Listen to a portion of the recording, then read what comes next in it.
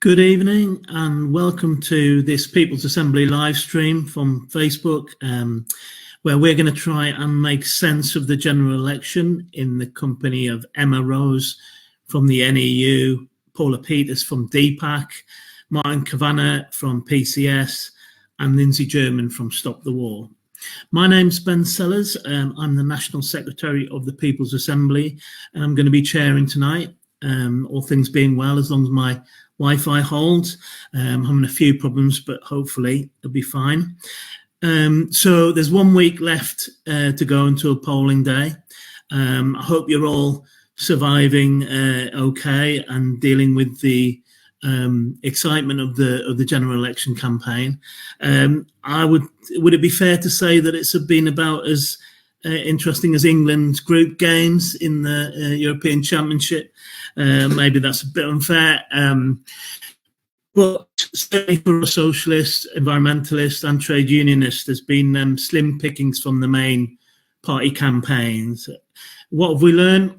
We've learned that the Tories have just about given up on campaigning, but they do a good line in betting against themselves. That Keir Starmer's dad is, of course, a tool maker, and that everyone would push the button.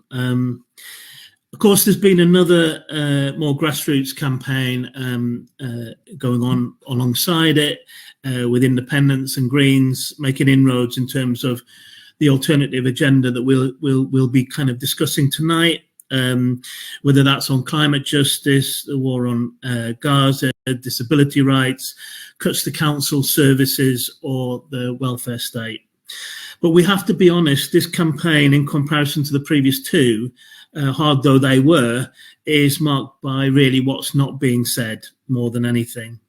So as a People's Assembly, we thought that we should bring together a panel together to talk through the gaps in those mainstream campaigns and how alternative voices have a chance of getting through, and what it might mean for the anti-austerity movement post-election.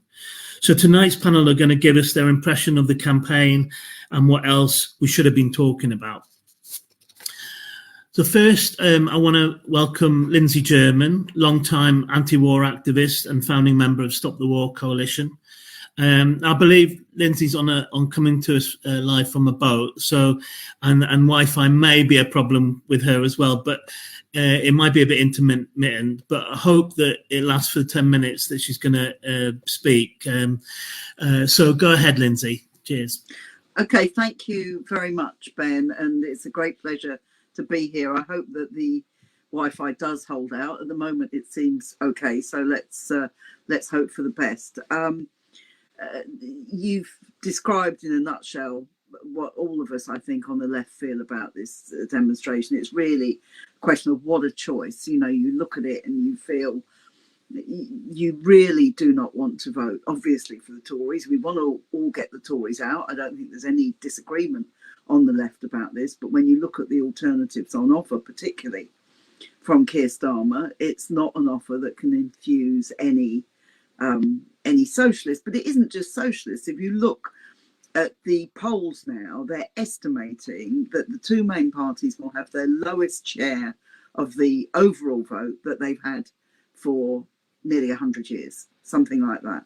Now, this tells you that there is a complete lack of enthusiasm for the kind of policies they're putting forward, and the sort of policies they're putting forward are, of course, pretty near identical. I mean, when you listen to the debates, you feel that the only issues they're talking about are secondary issues. And again, the Institute for Fiscal Studies showed the other week that neither of the parties, their manifestos, and actually most of the other parties as well, do not address the major questions that face people. And whether you think this is war and peace, which I'm going to talk a little bit about tonight, whether you think it's the question of housing, whether you think it's the health service or the environment or any of these issues, it's absolutely clear that neither of these parties have got any intention of doing very much about any of the big problems that face people in Britain today. We've got lowering wages. We've got people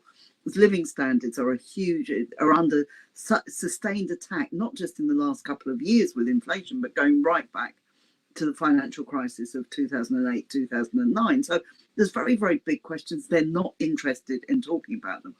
When it comes to the whole question of Gaza, we've had now a war in Gaza going on for the best part of a year. We've had 37,000 people killed in that war in Gaza, many, many more injured, 200,000 buildings destroyed or damaged in a serious way. This is not an election issue, and it's absolutely clear that neither of the parties want it to be an election issue. Yet among ordinary people in this country, 60% want a ceasefire. Only, whichever poll you look at, 8 or 13% of people think that what Israel is doing is justified. So there's big, big opposition to what is going on in Gaza. We know this with a whole number of independents who are standing on the question, among other things, of Palestine. But this doesn't figure hardly at all in the mainstream debates, nor do the other questions of war and peace. There is a war in Ukraine, which more and more weapons are being sent all the time at massive cost to the peoples of Europe, to the people of the United States who are paying for these weapons out of their taxes, to a war that cannot be won and is not being won.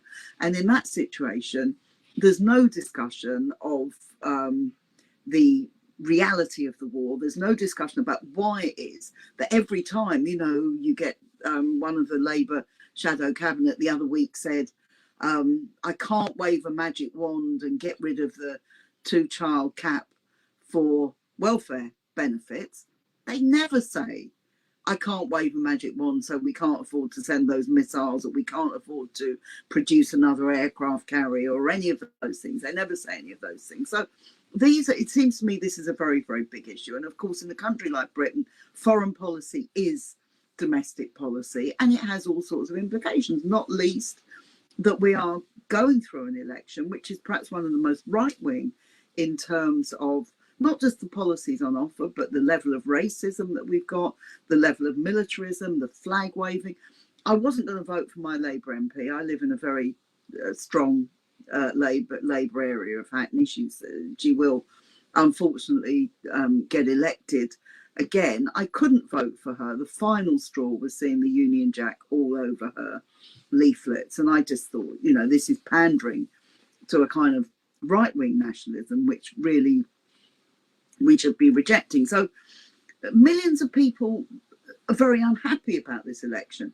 The problem is millions of people are looking for an alternative. Where do they find the alternative? One of the problems we have is that Nigel Farage is presenting more of an alternative than either the Tories or Labour. And it's not even true, although Farage is a nasty right-winger, he's a racist, he's all of those things, but it's not even true that his manifesto is to the right of Labour on every question. For example, they're in favour of abolishing tuition fees because they can understand how hard this is for students and for their families to be able to maintain an education in these situations. So what you've got is that you've got the danger of a far right party doing well in this election. And to be perfectly honest, Starmer is creating the conditions for Farage to do well. He's creating the conditions by his general politics about militarism, about immigrants, about all those things. Shockingly, we've seen him try to stop Diane Abbott from being a Labour candidate. We saw him get rid of Faiza Shaheen, and she's now standing as an independent in Chingford and doing very, very well there. That's 2 women of ethnic minority origin who were denied the right to be, or he tried to deny in Diane Abbott's case. He couldn't get away with it. And then he said this week, he's also said that the black candidate in Clacton who's standing against Nigel Farage has been told he has to go somewhere else and isn't allowed to campaign in Clacton. I mean, God knows what on earth Labour think they're doing there. And of course, they've insulted the whole Bangladeshi community by saying that they're going to be tough on migration and send lots of Bangladeshis back. So all of this creates the situation where racism thrives and where the right-wing parties thrive. Now, we have to not just fight over these specific issues, but talk about a real alternative. And there has to be an alternative for the left. There's a lot of very, very good independent candidates standing. Unfortunately, given the system we have, I don't think most of them will get will be in a position to get elected. But I'd like to wish all those left independents the best of luck over the next week. I hope very much that Jeremy Corbyn does get elected in Islington North. I've been campaigning for him myself, and I'm sure many other people have been. Andrew Feinstein standing against Starmer. Leanne Mohammed is standing in Ilford. There are all sorts of other people. My comrade Michael Lavalette, who's standing in Preston. All of these people and many more deserve our support because they are putting forward an alternative. But that in itself is not going to make a fundamental difference. It looks like Starmer will get a majority, and a big majority, with an even lower vote, a much lower vote than Jeremy Corbyn got in 2017. And that tells you a great deal about it. So it's a government without much legitimacy. It's a government which will be very much a minority government in terms of ideological commitment to it. And that's where the left has to begin to make some big impact. We've done it over Gaza. We've done it over those things. We have to do it much wider on the questions of war and peace, but also on all the issues which I know the other colleagues speaking on the panel tonight will talk about. The whole question of the way in which people are treated, people who are sick, who are disabled, the way in which education is suffering, the way in which the health service is suffering. These are all big issues. And we have to say the key question is not what happens on July the 4th. The key question is what happens on July the 5th and afterwards, because we have to fight over all these issues. We have to support the junior doctors who are being scapegoated for going on strike, whereas actually they're the people defending the health service, not the people who are attacking them, who want to privatise the health service. So we need to defend them. We need to defend everybody else who's on strike. We need to defend all the different campaigns that are going on. But we've also got to build a much, much stronger left in order to combat the dangers we're seeing very, very graphically in France, that if you leave the far right, if you don't combat them directly, if you don't fight them politically, if you don't build a big left, then the danger is that the right can advance and can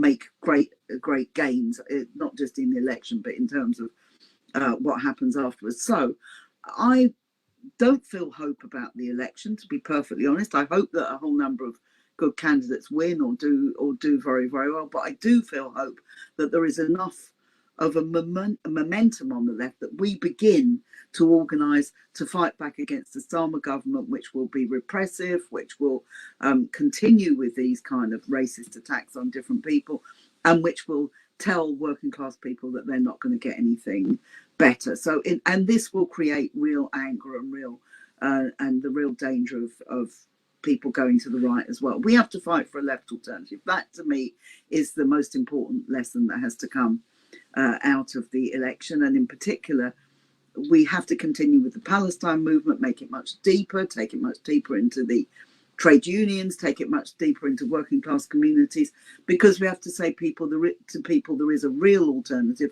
and it doesn't lie with scapegoating. It doesn't lie with accepting the arguments of the employers. It lies with us fighting back as a serious and genuine left. Thank you very much. Thanks very much, Lindsey. That was great. Some really crucial points there about the links between pro-war stances, nationalism and racism, but then also, the hope that we have in trying to use this moment to try and build something better around the left. So thank you very much for that. Next, we have Martin Cavanagh, who is the newly elected president of PCS. He's been heavily involved in the pushback on the government's Rwanda deportation policy. And I'd like to hear from him next. Please go ahead, Martin. Cheers, Ben. Thanks very much, and good evening, everyone, and solidarity. First of all, I want to start really by thanking the People's Assembly, not just for the invite for tonight and setting up this really important discussion, but actually for the role that you continue to do on behalf of our movement and within our movement to highlight the worst aspects of austerity, to highlight the worst aspects of what has been a rabid and abhorrent right-wing government now for the last 14 years. But I think now is absolutely critical that we remember why that movement started in the first place. And I think Lindsey has already touched in her contribution on some of that already, and I want to do the same in a few minutes that I've got. I mean, first of all, I agree wholeheartedly with the narrative that both Ben and Lindsey have already given, that actually, whilst on the face of it, we've been given the illusion of choice in this general election, the reality is very, very different for those of us who genuinely care about what happens in our communities and in our wider society, and indeed internationally.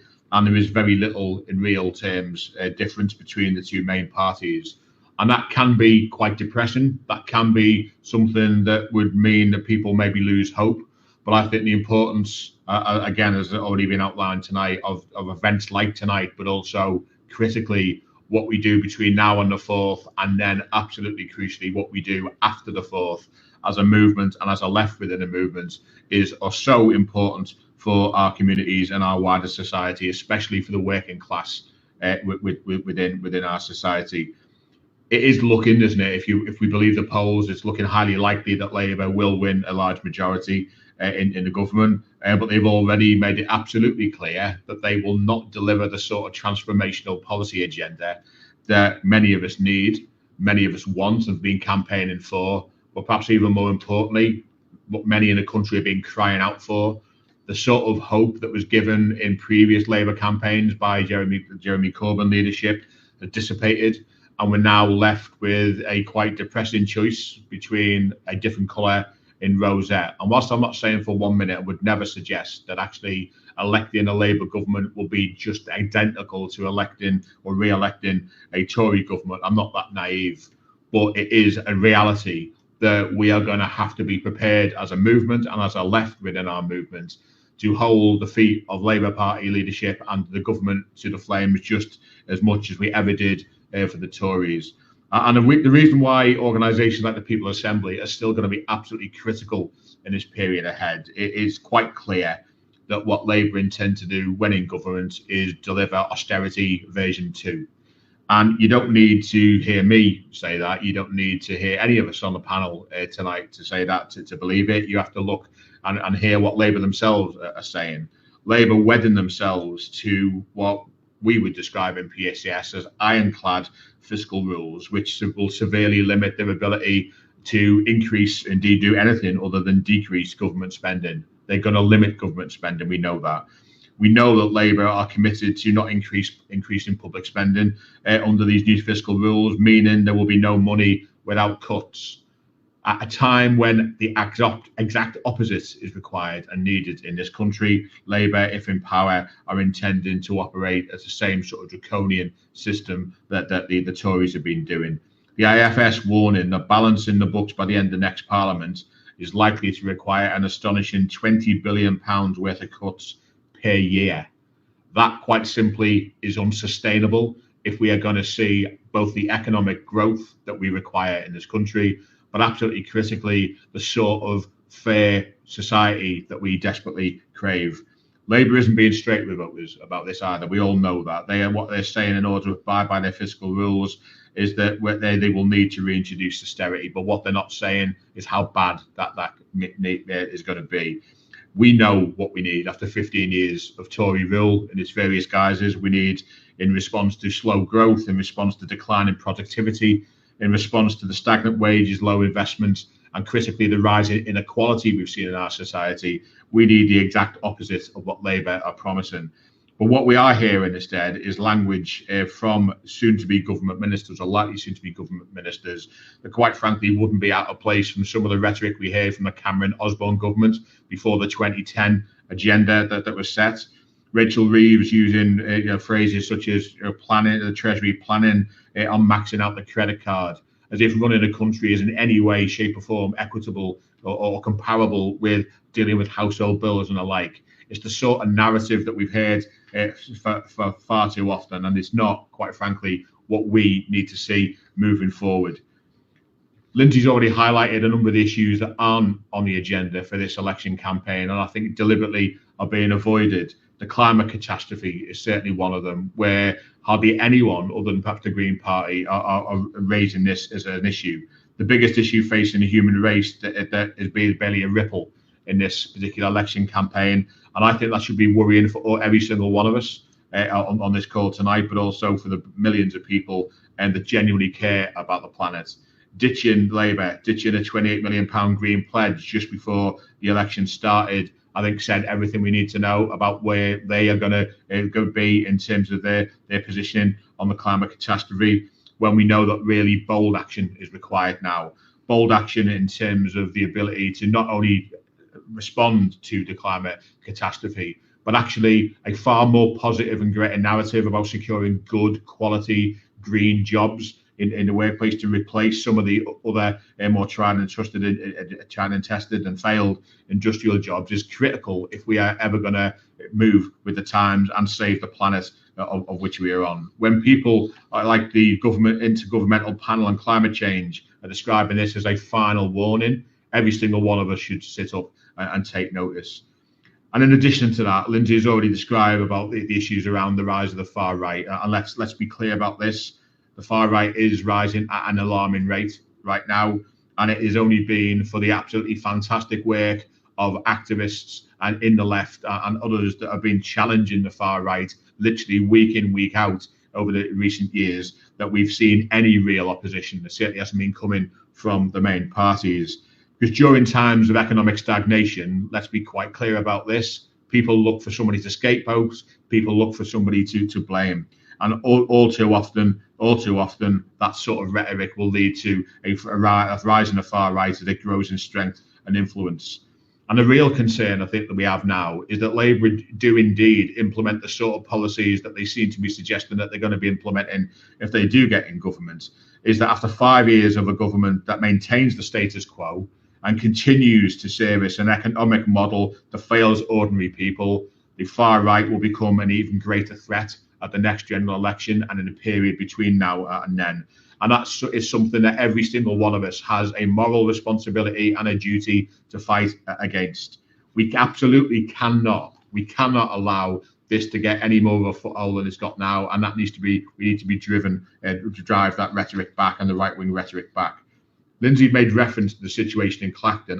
We think it's very telling. I certainly think it's very telling that when you've got a prime minister, a future potential prime minister, that is more worried about allegedly the tweets or the social media presence of a potential parliamentary candidate, prospective parliamentary candidate, and the fact that it's distracting the campaign of the Labour leader, I don't know what's more worrying, whether or not that individual is so worried and so nervous about the impact that's having on their own campaign, or the fact that yet again Labour are choosing an easy option. Because there has to be something fundamentally wrong, doesn't there? When Labour are prepared to fight tooth and nail in the likes of Bristol and Brighton to make sure that they win over the Green Party, and yet are prepared to stand aside for Farage and all that he brings to the table, that has to be something that goes against every single principle that the founding Labour Party members would have been turning their graves over. And that has to be something that we continue to highlight and raise. So what is it that we are going to do? So certainly in terms of our union, PCS, obviously we represent central government workers. So literally the new government will be many of our members' direct employers. And so we, like Lindsey said, it's important that we set out what sort of narrative and what alternative that we request for. So PCS has come up with a charter for the general election in terms of demands. We're a non-affiliated union, so we're not affiliated to the Labour Party or indeed any political party. But we've set out 9 key demands for the incoming government around pay for our members, around job security, around pensions and pensions justice for our members, about hybrid working and flexible working and the access to that and learning the lessons from the way we work now compared to where we did before the COVID pandemic. Insourcing, an absolute critical area for us, where thousands of our members' jobs have been outsourced over the decades, and the need to bring that back, those services and those jobs back in-house to provide the sort of proper public service that we all aspire to. Social security, which I'll touch a little bit more on in a minute, absolutely critical that we have a fundamental reform of the social security system that is there to help and protect the most vulnerable in our societies, not penalise them and punish them. And I know Paula will cover some of that in her contribution later on. Around tax justice and the fact that it is critical that people need to start understanding, instead of going after the easy options, we should have a properly and fully funded taxation system that goes after the big billionaire people who are removing themselves from taxation, who are looking at every loophole and making use of any loophole they can to save themselves money and to rob the country of billions that otherwise would come back into our economy. On safe passage for refugees and on trade union rights. They're issues that are key for our members, but I think you can see from those 9 items that that's not just inward looking about what issues affect our members directly in terms of their day jobs, but it is also very key about the services that our members provide and what sort of society, wider society that we want. Because discussions on these sort of issues have been fairly non-existent in this election campaign from any of the parties, and indeed any of the parties, let alone the main two. But when they have touched on any of them, it's been mainly with a negative connotation and in a quite cynical way. So on social security, Labour has steadfastly committed to keeping the discussing two-child benefit cap. A cap that, let's be clear about this, is keeping hundreds of thousands of children in poverty. The easiest and most common sense thing that Labour could have done was declare that one of the first things they would do in government is get rid of the two-child cap. Now, that isn't saying that if they did that, therefore, all the ills of the social security system would be cured and dealt with overnight. Of course, they wouldn't. But it would have been a significant step in the right direction that shows that they were serious about bringing some of the most vulnerable out of that poverty trap and making sure that children who all too often, I'm sure this will be touched on by Emma later on in her contribution, are going to school hungry because they can't have a proper meal because their parents and their families can't afford to give them that. If that isn't something that a Labour government can sign up to, then the question quite rightly has to be asked, what are you about? But more broadly speaking, there has been little engagement in any way, shape or form for the radical reform of our social security system that's needed. So we do not in any way, shape or form as a union accept that nothing can be done to help those who desperately need financial support at the time that they need it, should be able to continue to receive that support. We do not accept that by bringing more and more sick and disabled claimants into the universal credit trap, that will make it more difficult for them to both get benefit in the first place, but more importantly and significantly stay on benefit when they need it. Then that has to be something that we fight and campaign against, and we as a union will continue to do that regardless who forms the majority next government. On tax justice, neither of the main two parties have any plans to properly tax the wealthy, who siphon millions offshore and starve public services of vital money that we all know that we desperately need. Labour has even boasted that business has its fingertips all over their manifesto. That should not be something that a Labour Party should be boasting about. We know that there is more lost to this country's economy by evasion and avoidance of taxation than there is from benefit fraud. And yet we've had successive governments, and I fear that we'll have a new government coming in that will focus instead on making sure that they tighten up loopholes to stop people claiming benefit or defrauding a benefit system, and yet will do very little, if anything, about actually taxing those people who really should be putting their hands in their pockets to pay for vital services. And finally, Ben, I'll just want to cover this issue about, and it'll very much link to the issue about the far right, because if we as a society have learned nothing else other than over the last 4 or 5 years, especially since the pandemic, that at any given moment, any single one of us could be taken from a situation of relative comfort into absolute desperation and despair, then we've learnt nothing.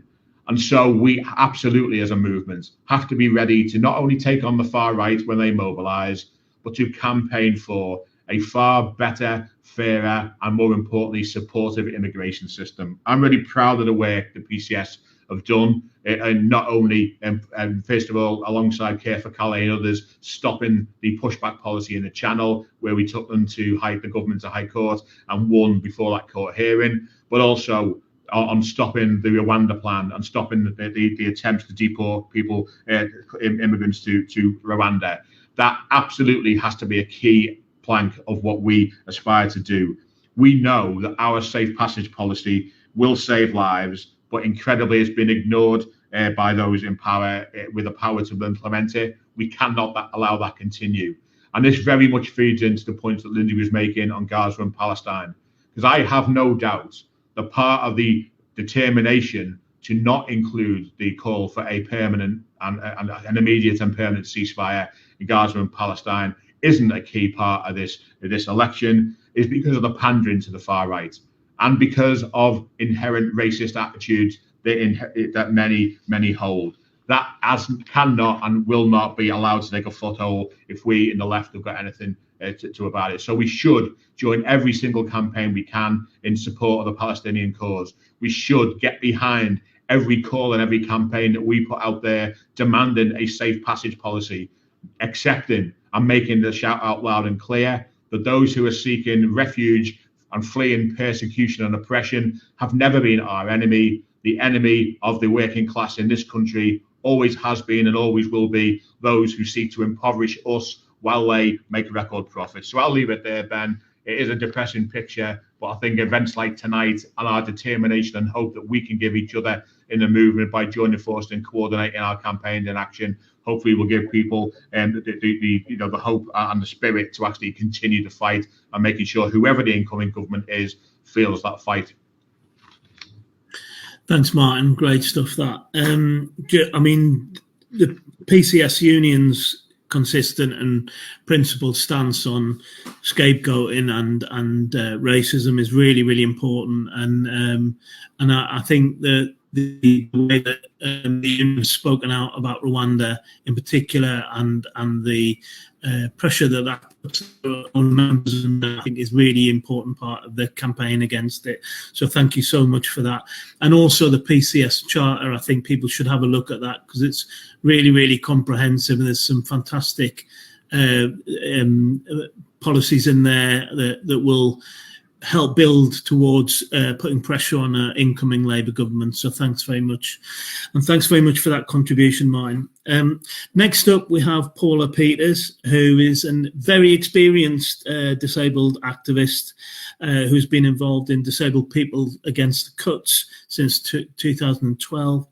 And that's who she'll be speaking on behalf of today. The floor is yours, Paula.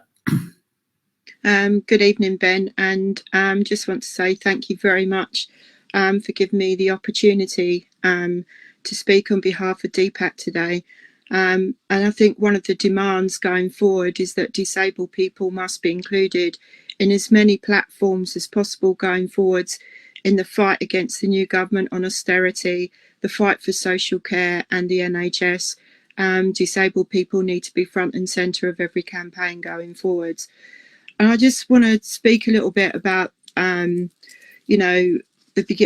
us, the election. You know, when the election was called, my first immediate reaction, to be honest, I was filled with dreadful anxiety and I was filled with dread because, Labour and Tories, they're just more of the same. In fact, Labour, they're just red Tories, really. And it's dreadfully concerning for us. There are 16 million disabled people in the UK. And we make up 25% of the population. In this general election, the political parties have barely mentioned us. We're invisible, we've been overlooked, ignored, we just don't exist. And the party politicals manifestos, like the SNP, we get 2 mentions on 72 pages. Or the manifestos like Reform, the Tories, Labour, it's just more cuts, more regression of our rights. Many of us don't feel represented and feel politically homeless, leaving many of us right now feeling disenfranchised, disempowered, angry and really disheartened. And that's why it's so important for us at DPAC that we continue to give disabled people hope. And we promise disabled people this, that we will continue to keep campaigning and holding the new government's feet to the fire, that we will be as visible on the streets as possible fighting back, and that we continue to resist the government at every opportunity and pile the pressure on to force U-turns with the cuts. We know that the new government, for us, it means more cuts and further marginalisation in society. And the Labour's silence on the Tories' proposed horrific reforms to personal independence payments and the footnote reforms are absolutely deafening. Where Mel Stride has been talking recently on PIP and the absolute scurrilous lies that he's been coming out with, Labour have not said anything about this, and they have not mentioned the PIP reforms in their manifesto, and this is something we really do need to push the new government back going forwards. And obviously the consultations for personal independence payments and the footnotes are still live, even though the government are not able to publicise them because Parliament's been dissolved. But it's important as well that workers actually push back on the footnote reforms, because they're going to be impacted as well. And to disabled workers, we need your support to push back on the PIP reforms, because PIP is an in or out of work support. These, when we have Starmer coming out with handouts and there's no dignity in claiming social security, it's complete and utter crap. We have got to challenge the narrative and say to the politicians, we all pay into a system. We pay in with tax, we pay in with national insurance contributions, and the welfare state is there when you fall on hard times and you lose your job. It's not handouts. We pay into a system, and we've got to get that narrative out there, and we've got to challenge the demonisation in the press, which has led to a 50% increase in hate crime towards disabled people. And I also want to say that the PIP reforms, we need the new government to drop them, because if these reforms are implemented, they're talking about with PIP replacing cash with vouchers or a one-off grant or adaptions. What it will lead is to more poverty for disabled people, and sadly we will see more disabled people die. None of the political parties, and I need to stress this, none of the political parties had British Sign Language interpreters at their main speeches or manifesto launches. That is totally unacceptable, and all political parties need to do better. Their part, you need to have access and inclusion front and centre when you're making announcements, when you're giving speeches, and at general elections. And it's been nigh impossible to get manifestos in accessible formats. Is it any wonder we feel forgotten about, don't feel like we can vote for more of the same? And missing from the manifestos in the Labour and Tories manifesto is social care. Labour have had 4 years to talk about social care. So why are they talking about having a conversation when they get into government? What have you been doing for 4 years on social care? And it's got to be, we need action, not words. And we're seeing in Scotland, in Wales, with the social care caps, there's been a 20% rise in residential care charges. But, disabled and older people are unable to afford it. And in England, we've got over 100,000 disabled and older people in social care debt, chased by local authorities with bailiff letters and knocks on the door for money they haven't got, causing serious distress. You've got 1 in 3 disabled people now unable to afford social care, isolated at home, needing the support and they can't afford it. What kind of country does this? Leaves disabled people with no dignity, unable to have social care because of extortionate social care charges. And then you've got, why is social care not a priority for politicians? Why have we got to go into debt for social care?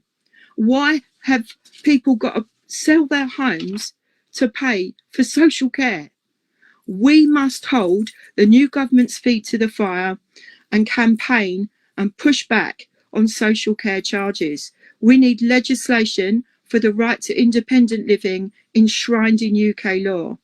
And we need the government to commit to extra 8 billion funding for social care and ensure funding is prioritised for community-based, provided for community-based support. And we need and we demand that the government stop and scrap social care charging. We need them to implement the National Living Support Service, and that it is publicly funded and not for profit. But it's so important that it is co-produced with disabled people with diverse access needs, and it is delivered locally, and that the staff who work in the social care system, that their paying conditions reflects their value, and that is a minimum £15 per hour. There is no mention by any political party of the tragic human cost of austerity. Disabled people have been at the sharp end of austerity for 14 years. Disabled people are dying as a result of cuts to the NHS, cuts to social care, cuts to universal credit, the horrendous work capability assessment and pitfalls to benefit sanctions. There is no mention of benefit deaths. And this is a message to the next government. We demand an independent inquiry into the benefit deaths.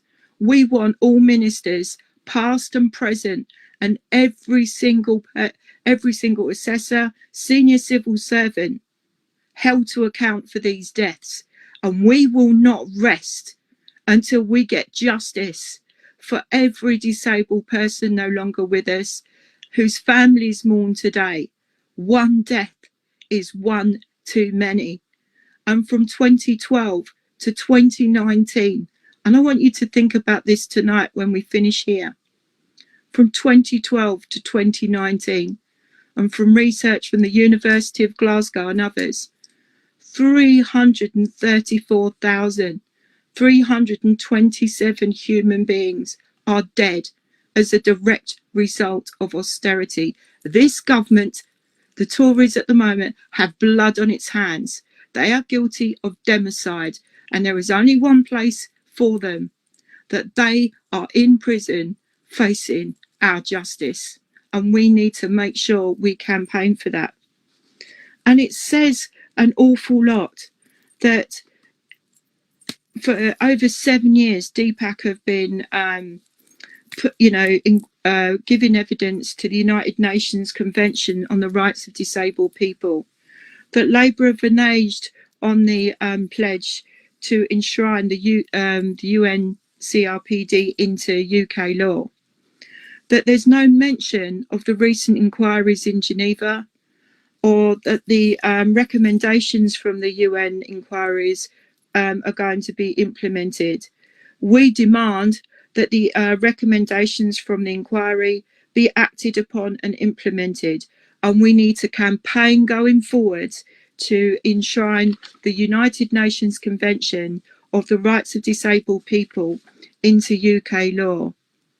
There's no mention of education, pledges for inclusive education, SEND funding, commitment to disabled students allowance, accessible housing, and fully accessible transport on the list. And it goes on and on and on. But what do we do going forwards? Well, here today, I'm announcing to all of you that on the 18th of July 2024, DPAC has a day of action called Disabled People Demand. We have a list of demands that we will campaign on and prioritise over the next Parliament, that we will be putting the new government's feet to the fire on and pushing the government to act on. We will not have more of the same.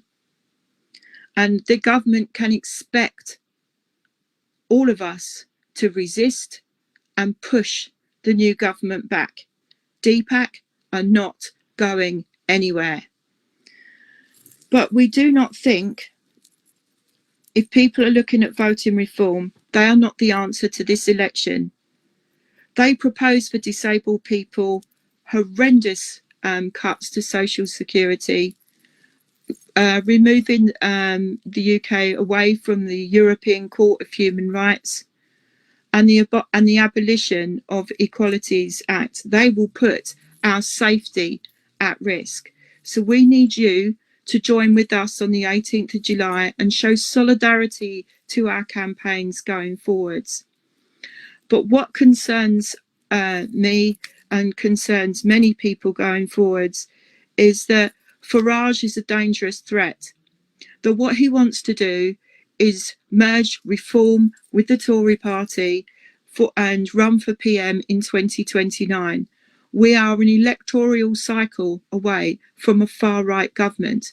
We have got an awful lot of work to do to mobilise in our communities, unify on the left against the rising tide against racism and Islamophobia. And you only have to see in Europe the rise of the far right and the dreadful rhetoric we're seeing there. And I will end with this. I know many of you are scared out there about what's coming next. But DPAC give hope, because as long as we have voices and as long as we resist, we are not powerless.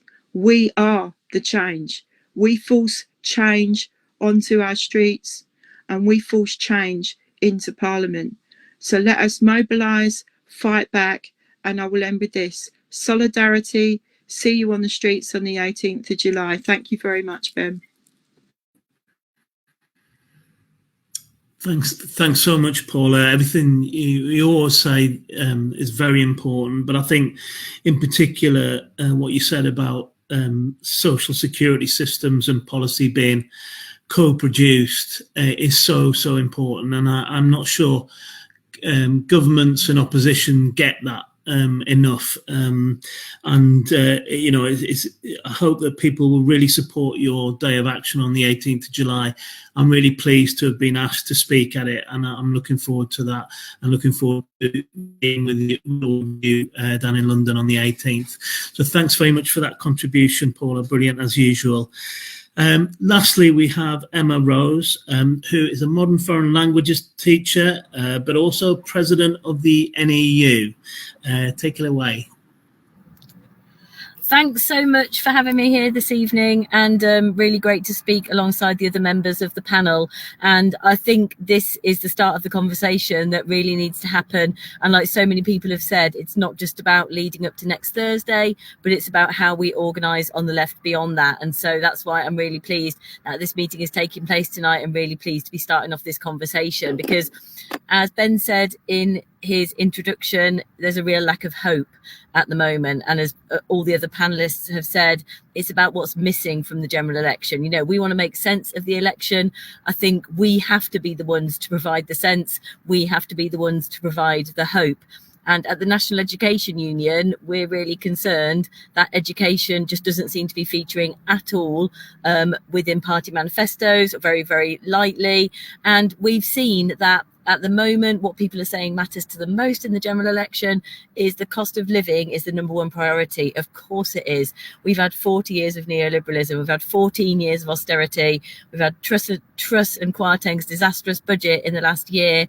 That has meant people are on their knees. People cannot afford the basics that they need to live in dignity at the moment. So cost of living is number one on people's priority.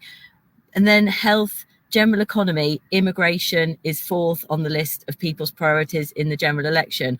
Of course, it is, because what we are being told, what the government is peddling, is that it is people arriving in Dover seeking sanctuary who are to blame for the fact that you can't get a GP appointment, for the fact that we can't get social housing for our young people to move into, for the fact that class sizes are at over 32. The government are happy to point the finger at the Kent coastline and blame people arriving on our shores seeking sanctuary rather than taking the blame for themselves. So it's no wonder that people have cost of living as their number one priority, immigration as their fourth priority, education as 12th in the priority.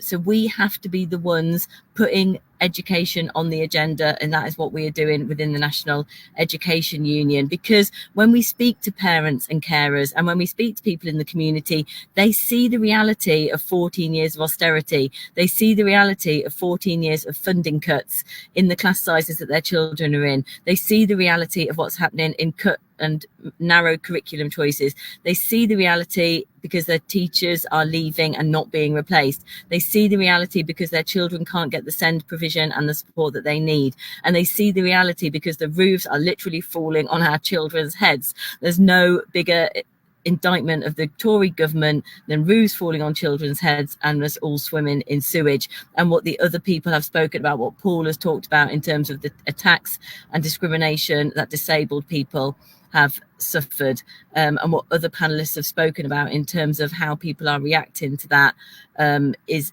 we have to be the ones to fight back, and we have to be the ones to give hope. And at the National Education Union, we're calling for more investment in education. We think that investing in education is investing in the future of our country, and my God, doesn't our country need investing in at the moment. So we don't think that education should just be a priority for parents and carers. We think that investing in education, investing in our children, should be everyone's priority. And so we're campaigning really hard in the National Education Union on funding cuts, and we're also campaigning really hard on our manifesto for education. So I'm going to say a little bit about those two things, and then I'm going to talk just a little bit generally about what we can do here and how we can bring some hope and what we really need to do in the next 5 years. Because I think, as Paula just said, we really need to be looking at 2029 and what happens in that election, because that is really going to be key. So we know that our schools have had 14 years of neglect, just to talk about funding cuts and our school cuts campaign to start with. 14 years of neglect. In 2010, the UK was spending 5.5% of GDP on education. That was in line with OECD recommendations. Today, we're only spending 3.9%. That leaves us way below global countries, what globally countries are spending on their GDP on education. So our children are not getting the education they deserve, and we should all have something to say about that. And it is schools in the most deprived areas that have suffered the biggest cuts, and we have to be standing up and saying that those schools, those areas need the most money, not the least. We've been campaigning really hard on education funding for several years within the NEU, and we think we've won billions of pounds for education in the past. In the last two general elections, our message was cutting through with Labour especially, and we're determined to win again. But we know at this election that the Labour prospective parliamentary candidates are not buying into our message in the same way. There's a timidity, and so we have to be the ones driving that. We've got numbers on our side. We've got our members, and we've got the solidarity from across the movement. We know that we've distributed 1 million leaflets around the reality of funding cuts. We know we've reached 5 million people through social media. We have reached parliamentary candidates and asked them to sign up to our pledge, but we need to do more, and we need to keep making the case for better funding for education, because investing in education is investing in the future of our country. So we are working really hard on our School Cuts website, and I'd encourage people to go onto the School Cuts website to have a look at schools in your local area, how much money they've lost over the last 14 years, and get involved in that campaign if you can, because we need to be pushing all of our political parties to increase funding in education. None of the parties at the moment in their election manifestos are saying that they will give us anywhere near the money that is needed, and that's across the board for all our public services. So we need to be making the case for education, for health, for public services across the board.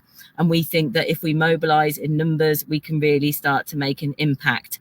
And so, as well as funding, we want to be working on education in general, and we launched our manifesto for education a week or so back, and we are trying to have influence up to next week. But I think, like other people have said, it is about how we influence the debate going forward. And we want to win on funding cuts, but we want to also talk about child poverty, that in the 5th or 6th richest country in the world, it is shameful that our children are going to school hungry.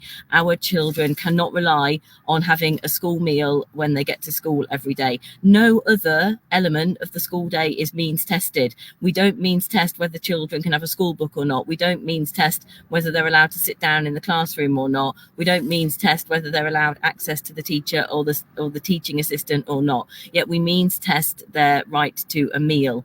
And within the National Education Union, we are campaigning for a free school lunch for every pupil, but a free, nutritious school lunch. We don't want Serco coming in and providing the school lunches and taking the vast majority of the money for themselves and giving our children a substandard meal. We want proper, nutritious food in our schools, and that will require investments. That's a key part of our manifesto for education. We're campaigning around curriculum and assessment. Far too many of our young people come into school and they see themselves as failures within the system. They don't see themselves represented in the curriculum, and they're told every day that they are failing because they don't match up to the narrow measure of success that the education system has determined. So we want to talk about curriculum, we want to talk about assessment, we want to embed anti-racism within our curriculum, we want creativity throughout all the curriculum, and we want an assessment system that properly values and celebrates all of our children so they can see their place in education and they can thrive. We want to overhaul the testing system, we want appropriate special needs support for children in schools, and we want to keep teachers and support staff in the profession by paying them what they deserve, and we need to be heading towards pay restoration. So we're campaigning really hard on all of these issues. We are mobilising our members around these issues to talk about it in our workplaces, to talk about it in our communities, to talk about it with prospective parliamentary candidates. So next Thursday will bring about the end of one campaign cycle in the NEU, but it's very much just a stage in the campaign.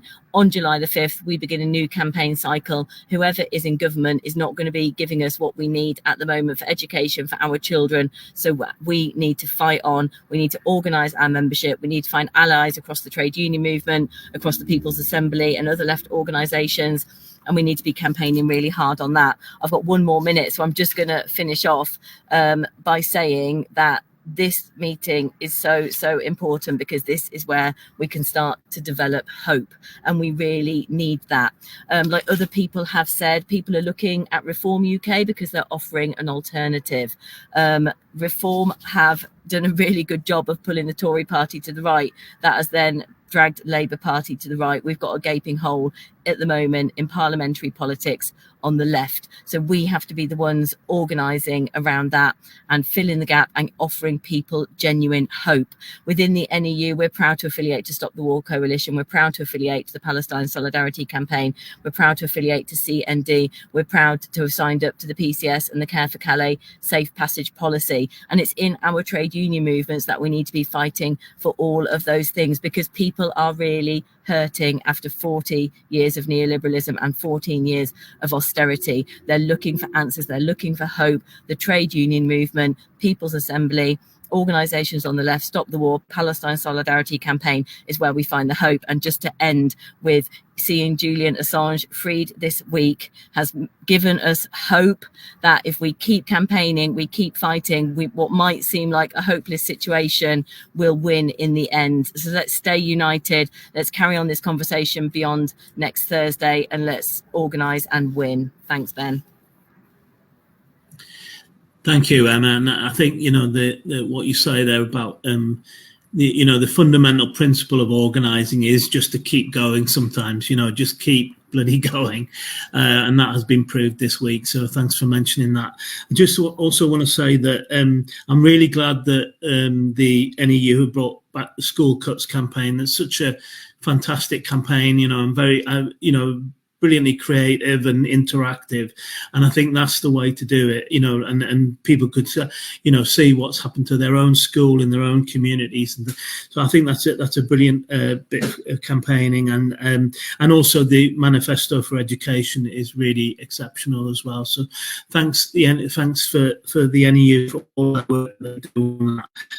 Right, okay, we have a bit of time for some questions.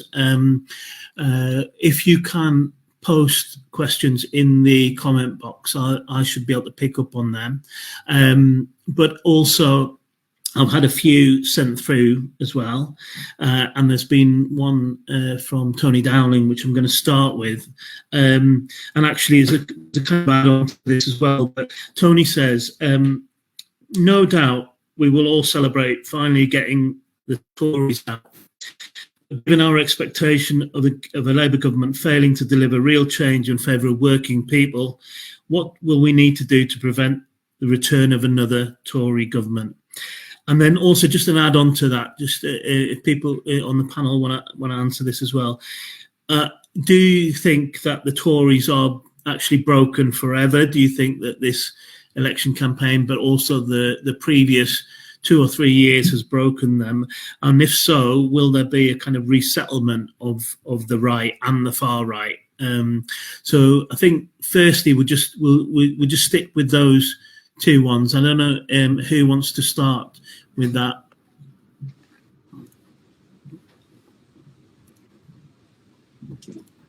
Anyone want to? I mean, I can say something about your last question there, Ben. Are the Tories broken for good? I think they possibly could be. I think this election is going to be really disastrous for them. I think we're going to see a lot of candidates wiped out, but at one point we might have seen that as a cause for celebration. But I think there's a real threat in that I think we're going to see a lot of alliances then with Reform UK, and I think we're going to see a lot of places where Reform are going to start growing in popularity rather than people looking towards other political parties. So I think this is one of the really big threats that we need to be aware of and we need to be thinking about, is with that shift to the right, with the Tory party collapsing. People are looking for alternatives and they're going to look to Reform UK for that, because the Labour Party is really offering no alternative to the Tory party. Their policies are so similar in so many places. And there's a hole, as I said earlier, in the left of parliamentary politics. And so we need to be filling that gap and giving people hope and pulling people towards the left, and offering an alternative through the trade unions, through social movements, through organisations like People's Assembly. Because I think the Tories are at risk of complete collapse, but I see a lot of their previous MPs who will lose their seats at this election will move to the right, and they'll see jumping into bed with Reform UK as the way to go. Lindsey, did you want to have a Yeah, thanks, Ben, and thanks for the questions. I mean, I think the first thing, have they been broken? I mean, Emma's said about that, and I think it's very hard to tell exactly how it's going to play out, because we don't know a whole number of sort of imponderables about the election. I mean, will Farage get elected? Will Reform get a few MPs? Will they only get one? Will they get none? That all makes a difference. If Jeremy Corbyn gets elected, that makes a difference in terms of a left alternative. If other left voices of various sorts to the left of Labour, in which I include maybe not that much to the left of them, but some of the nationalists in Scotland and Wales, the Greens and so on. I mean, if any of these people, then you do begin to see a little group of people who can begin to challenge things, at least electorally.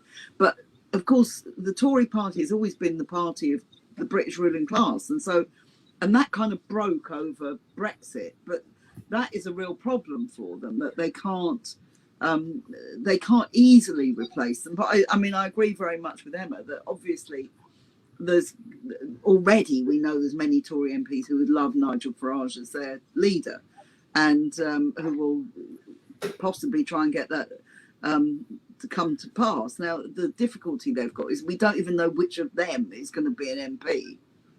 I was reading a thing today saying Suella Braverman's going to lose her seat, which would be certainly a reason to stay up and watch that. But whether that's true, who knows? So I think there's a lot. But I do think this is a fundamental election, both in terms of Tories and Labour, because you can't go on like this, losing so much support. And I suppose with Labour, you've also got them losing support from traditional supporters who will never go back to them. I mean, the Muslim community, or large sections of the Muslim community, have had it with Labour, and they're not going to turn around in 2-3 years and say, oh, it's all right, they're fantastic. They're insulted at every turn. Ethnic minorities, who've always been very, very strong for Labour, may not be the case. So I think there's a big realignment going on. And as we've all said, that's the danger of alignment to the right, but also to the left, and we have to take that very seriously. And the other question about what do we do to prevent the return of a Tory government, I think that the last thing we should do to try and prevent the return of a Tory government is to back Keir Starmer, because he's a pale imitation of the Tories on most things, and therefore following his policies will lead to a return of the genuine article, and that can happen. So I think the key thing we can do to prevent the return of it is that we have to fight on all the fronts that everybody's talked about. Paul has talked about the demonstration on the 18th. We've got the next Gaza demonstration on the 6th, but it obviously isn't just demonstrations. It's also about how do we strengthen the unions? How do we strengthen industrial action? You know, there's a Unite are engaged in a steel strike at Port Talbot starting just after the election. There's all these things going on, and many, many other things going on. So I think we've got to think, how do we build extra parliamentary movements which can prevent Starmer from doing a lot of the things he wants to do, and then also can put a flag up saying we are standing for these kind of things, and we are going to try to win working class people away from the sort of politics of the right towards the politics of solidarity, of working together, of unity, and of driving back the worst of the boss's agenda. So those would be my answers to it, really. Thanks very much, Lindsey. Martin, did you have any views on that one? Yeah, Ben, just a couple of points. I mean, obviously, Emma and Lindsey have covered the main ones, but in terms of the first question, I do think that it's absolutely critical that we used every available moment we've got between now and the next general elections, not the one on the 4th of July, but the one after that, to actually make sure we try and change this juggernaut that is the narrative. Because what has brought us to the position where we've got now very little choice between the main parties is that a common consensus of the narrative has been allowed to just go unchallenged in many aspects. And what we saw with the rise of Corbyn and the whole Corbyn movement in the Labour Party was a turning of that and an ability for left ideas and a left ideology becoming part of that mainstream media and mainstream discussion and debate. And that's why the establishment have fought so hard to make sure that can never happen again. But Lindsey is absolutely spot on, and Emma as well, that our ideals, our campaigning, our demonstrations, but critically as well, the trade unions having a far more outward look at how we engage with others, community activists, with other working groups as well, is critical, because that's how we get we know how to organise, we know how to mobilise, and other campaigning organisations do as well. And what a powerful voice we would have if we could actually join forces on a more regular basis. So things like the 18th that Paul is talking about is absolutely critical for things like that. So we've seen what's going to happen with the narrative on Gaza and Palestine, where this tidal wave of positivity that has come from what is a horrendously desperate situation. And we, on the left, are being amongst those who have turned that narrative around. If we can do it for something like that, we can do it for the devastation, and it is devastation, that is going on in workplaces and in and outside of people's homes, in our communities and society. But it's no quick fix, because we've had the narrative, certainly for my entire lifetime, that has been very one-sided. At best has been moderate, but at worst has been right-wing, and we see that more and more now. We've got to turn that round. And the final point I would make, Ben, in terms of are the Tories broken forever, I'll be frank. If you'd said to me 10 years ago that we ever would have seen a clown like Boris Johnson elected as Prime Minister of this country, I'd have said, nah, you've got to be kidding, haven't you? If that's possible, anything is possible. So I think we can never sleepwalk into expecting the Tories just to disappear. They are very, very good at protecting their own. We've seen that in a way that Labour has abandoned in many respects its working class roots, while actually the Tories do not abandon their roots at all. So I think we would be naive to think that they're broken forever. But the real danger here isn't actually just the Tories anymore. It's that narrative and that potential coalition that Emma's talked about in particular, where we can see what could develop over the course of the next 2, 3, 4, 5 years at the next general election. And that is literally a number of parties and coalitions being formed that, quite frankly, could potentially make the current Tory government look relatively moderate. That cannot be allowed to develop, and so that is the real danger, as I see it. Thanks very much, Martin. Paula, did you have any views on what might happen with the right of the political spectrum? Well, I agree with what's been said so far. Yeah, like Martin said, when we had the coalition government, and we don't talk about the condoms, and Ed Davies certainly doesn't talk about the condoms because he just doesn't like to admit that he was in it.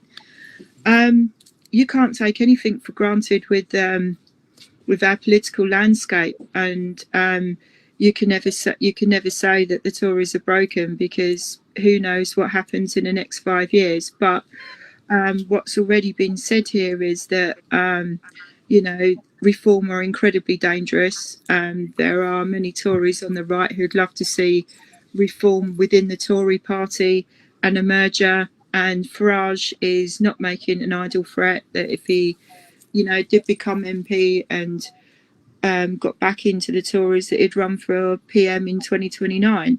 So I think on the trade union movement, we do have to look out on against the far right and the rising tide of racism and Islamophobia, and we need a united fight back against reform and Islamophobia and racism, and also the disableism that the Reform Party absolutely spew out. Their narrative is no different to what we're seeing with the Tories, to be honest with you.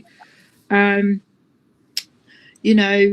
be honest with you, I don't think we'll celebrate after the 4th of July.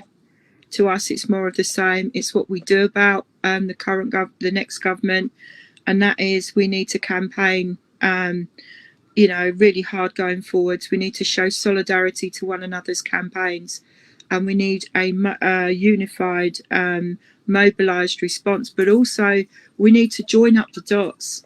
We all use the NHS, we all use community services, and the narrative that we really do need to start changing is, no one is immune from disability, no one's immune from getting older, and that is something that is seriously lacking, actually. And to be honest with you, and I've said this, there are many people out there who are terrified of becoming disabled and needing social care and support to live. And also, I think we need to talk about, and this is something that we haven't talked about tonight, is the shift on assisted suicide. We're seeing Labour, who are committed to a free vote and debate. Starmer's already voted for assisted suicide in 2015. We're seeing Liberal Democrats committing to a free vote. Greens support it.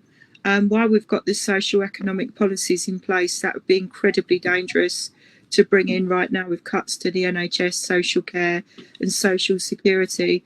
So we're going to need to campaign alongside Not Dead Yet to push back on all of that. And I think if anyone hasn't seen Liz Carr's brilliant documentary, Better Off Dead, I think people need to look at that. We need to have further conversations and everything around this. It's a very highly emotive subject, but we definitely need to campaign around that. There's going to be a lot we need to campaign around, but yeah, reform and the rise of the far right are really dangerous. And actually, this coming Saturday, I understand that Stand Up to Racism have got a protest actually in Clacton called Barrage Against Farage. Meet at in Clacton Square at 12 noon, where they're going to be leafleting and everything like that.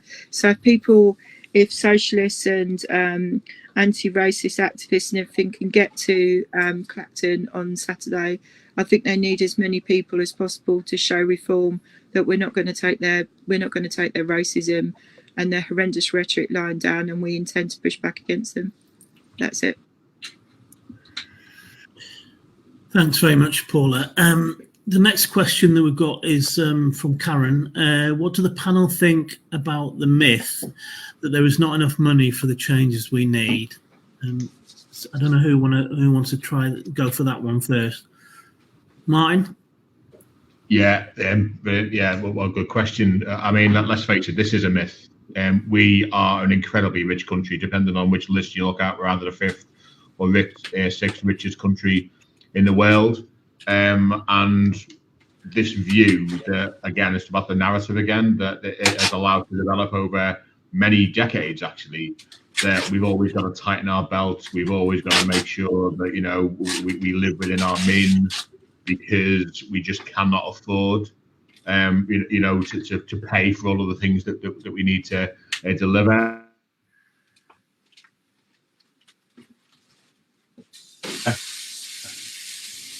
But let's be clear about this. What has been the problem? And it's political ideology that absolutely is driven at protecting those who've already got wealth and power, and financially oppressing those who haven't. But that's what it is about. And I would say this: that when we saw in the pandemic, literally, as tens of thousands of people every single day were losing their lives, we saw 25 new billionaires created in the UK. Well, that money's come from somewhere. That money has been generated somewhere. When we see profits, people profiteer. When we see successive governments, as Lindsey said earlier on, say that they're more than happy to pay for increased defence spending. And shamefully, I'm going to say this, shamefully, when we see trade unions support increased defence spending as a TUC policy, rather than actually fight for and campaign for the sort of progressive policies and infrastructure that we need in this country, then we have got a problem that we respond to. So I would say that, what do we do about it? I think we give facts. We give facts about how much money there is. We give facts about how much wealth is being created at a time that more and more people are impoverished. I think we give facts about how many people in work are having to claim in-work benefits. I think we give facts about how many people in work, because we started to pick up some data, are having to use food banks to make ends meet, having to take multiple jobs because they can't possibly afford to live on their main income that is coming in.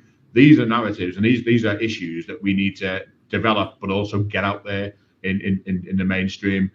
Let's not buy this idea that somehow everyone's impoverished. We know it's not true, because the wealthier are getting even more wealthy. You know, when we've got people and companies recording billions of pounds in record profits, like Centrica is a classic example, recorded billions, profits, massive profits, in exactly the same time the bills are rising and people can't afford to put the heating on during the winter, then sorry, no one's going to convince me or my union, certainly, that the country can't afford to pay for some of these issues. And the biggest thing is dead simple. I mentioned it earlier on about actually taxation.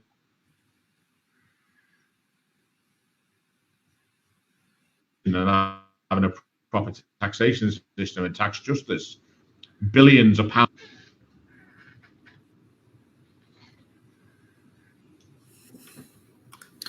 Thanks very much for that, man. Does anybody else want to answer that one?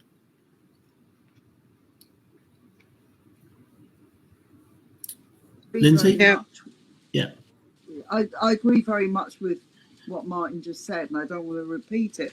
I just think there's also, they try and, the whole debate becomes about tax. Nobody wants to pay any more tax. But of course, working class people don't want to pay any more tax because they pay a huge part, including a huge amount of regressive tax. You know, VAT is regressive, council taxes, and also more and more people have been forced into paying income tax because they've frozen the threshold. So I think we should turn this whole debate around about tax around. I don't think people mind paying tax, but what they don't want to do is that they pay more and more and the rich pay less and less, which is what's going on. And I think we need to keep pointing that out for all the reasons that Martin has said. You know, that they you know, it's always put by the media, we don't want to pay any more tax. Well, you know, it's true for most working class people that they're already very, very hard up, but they don't need to pay any more tax. They don't need to pay a penny more tax.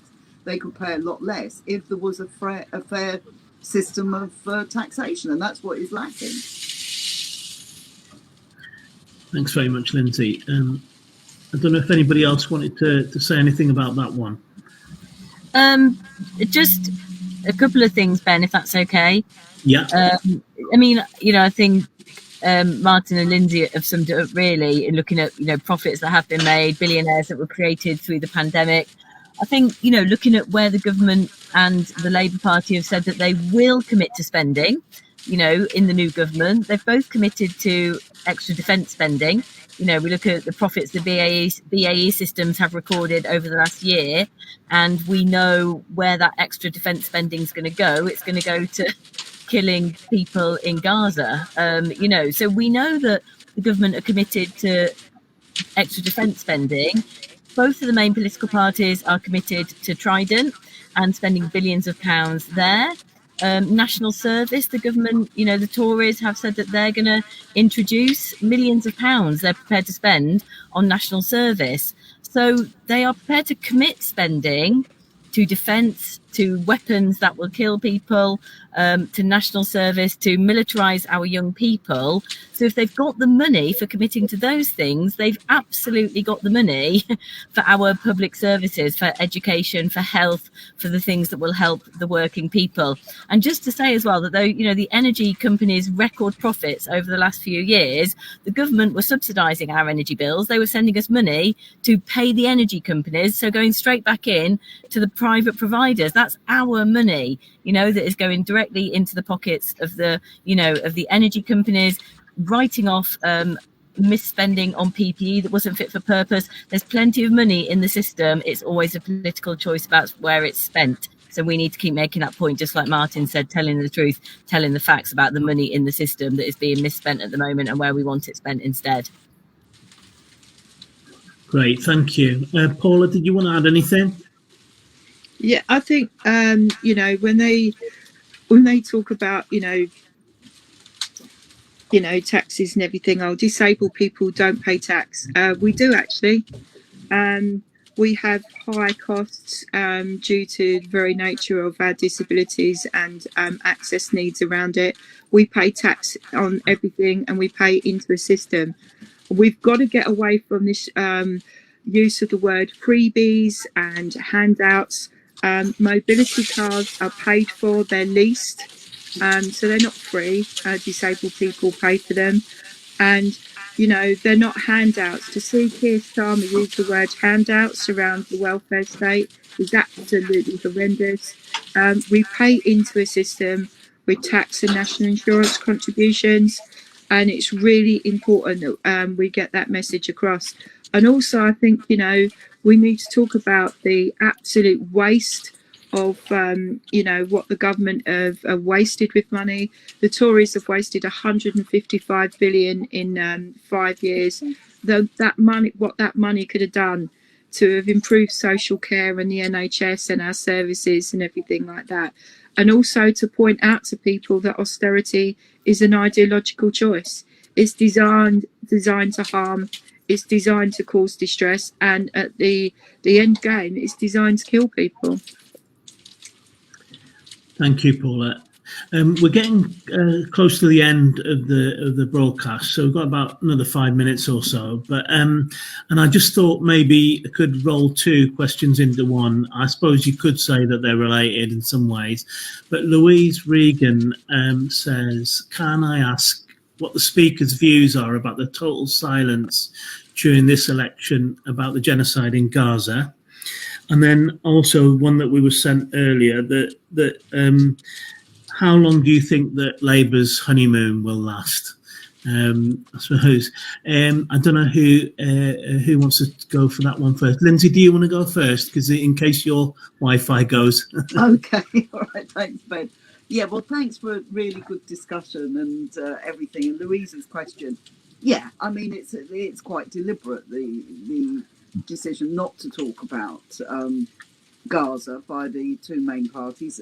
Starmer knows he's in trouble electorally. He's worried about certain seats, but more importantly, they don't want to talk about the general politics behind it. They don't want to talk about the American commitment to Israel. They don't want to talk about any of those things. And we have to constantly put it on the ballot paper, and that's being done by a lot of the independents. I mean, not all of them, but most of the left independents have been very good in highlighting Gaza, and I think it's very, very important that we do, because it is going to be a very, very big issue after the election. And as I said, we've got the demonstration on July the 6th to say to the government, okay, we've got a new government, what are you going to do about stopping arming Israel? What are you going to do about a ceasefire? What are you going to do about war crimes?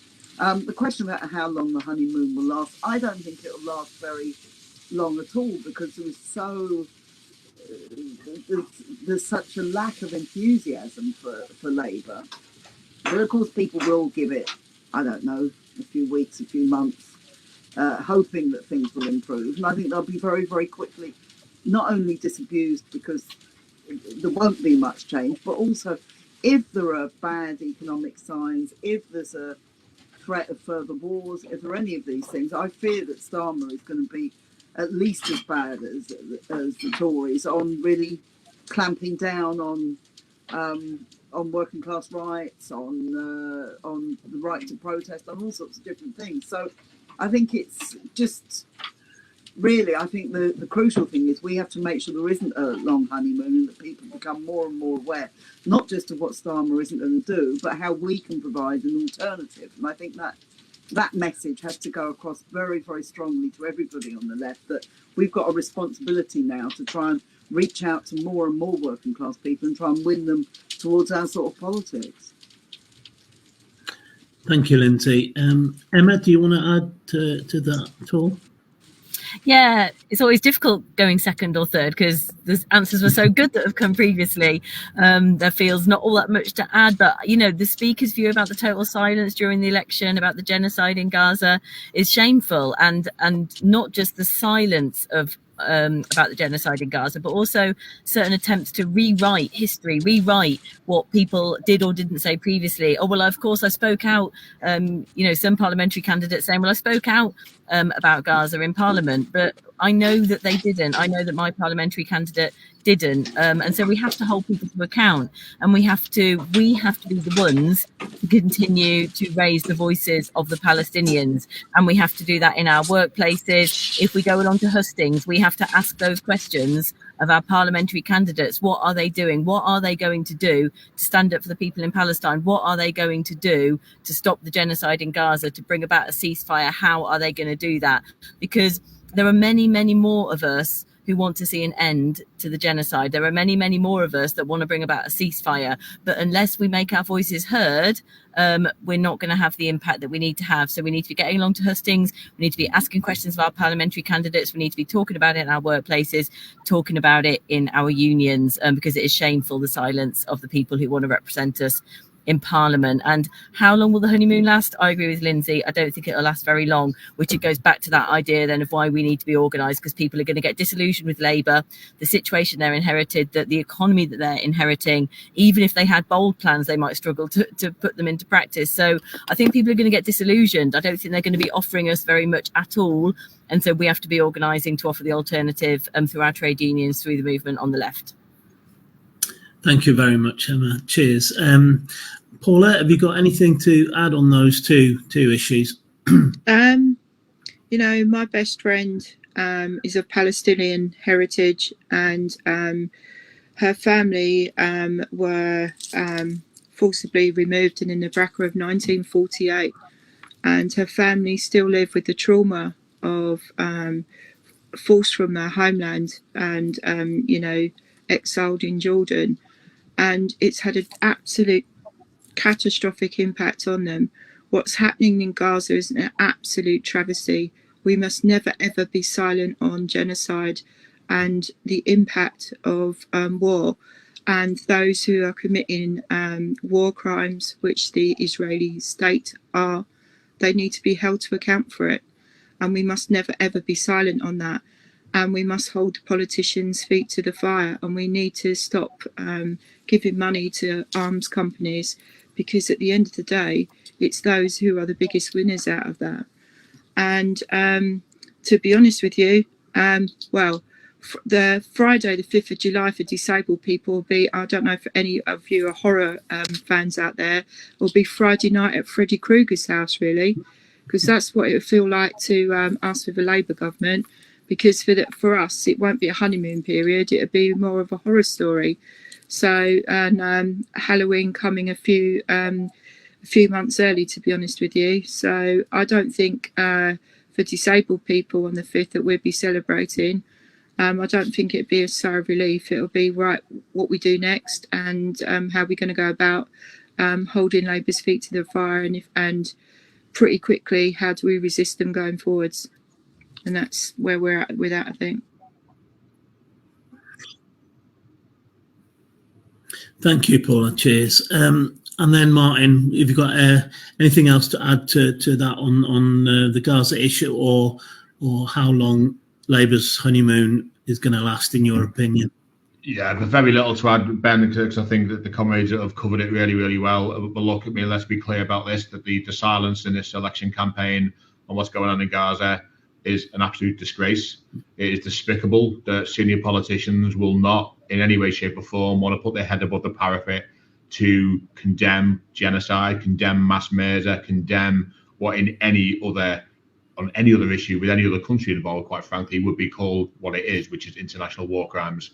And the fact that there is silence, I think, is far. I mean, that's bad enough. The fact that people remain silent is in itself a disgrace and unforgivable. But I think Lindsey hit the nail on the head, that the reason that they want to avoid any debate about this is because the wider political debate that would need to take place alongside it. And so that's why it's been avoided. But we should actually call it out for what it is. And totally agree with all of the comrades that we as a movement cannot and should never be silent on issues such as this. And certainly I know my union will never stop being silent, no matter the threats, no matter the bullying tactics, no matter the accusations that are being made against so many PCS members right now. We ain't going anywhere on this issue. We'll continue to speak out loud and clear on it, and we will demand freedom for Palestine, and we will demand an immediate and permanent ceasefire.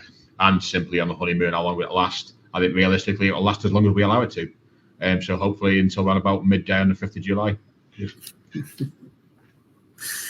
Thanks very much, Martin. That's a very good point to end on. I know there's some other questions in the chat, and I'm sorry that we haven't covered them, but we do kind of need to end now. But before we go, I just wanted to say a couple of things about the People's Assembly. So I think it's really important that people join as members if they can. You can join for free if you want to, if you need to. But it's important to join because then we can put you in touch with local People's Assembly members where you are and start organising. So really, please do that. The other thing is to check out our website. We're actually having a bit of a revamp at the moment. It's not quite there yet, but we do have a People's Charter that's been put up on the website, which is worth having a look at. It's a kind of remaking of the 1838 and then the 2009 charter, People's Charters, to kind of bring it up to date. And it's a very, hopefully kind of 6 demands to make that are not just about the election now, not just about the candidates, not just about the MPs that are going into Parliament, but going into a new government, which is likely to be a Labour Party, but also making demands of them. So this is a document that we're going to be using to organise around, basically. So please have a look at that and make, comments about it. It's a living document. It's going to be, no doubt it's going to be changing as we move on, but it's a kind of sort of core principles, basically, of the People's Assembly. So please have a look at that. And I just want to thank the panel very much for the contributions tonight. There, it's really, really lively, interesting debate. We covered a lot. And it's always good to hear from the people that were made contributions today. So thank you very much for that. And thank you everybody for listening in. And this debate will go on and on throughout the summer, no doubt. And hopefully we can get some mobilisations, some meetings in person and mobilisations on the street as well, because that's absolutely crucial to not just the People's Assembly, but building a broader movement for anti-austerity and progressive policies and socialism. So thank you very much for coming tonight. I really appreciate it. Thank you.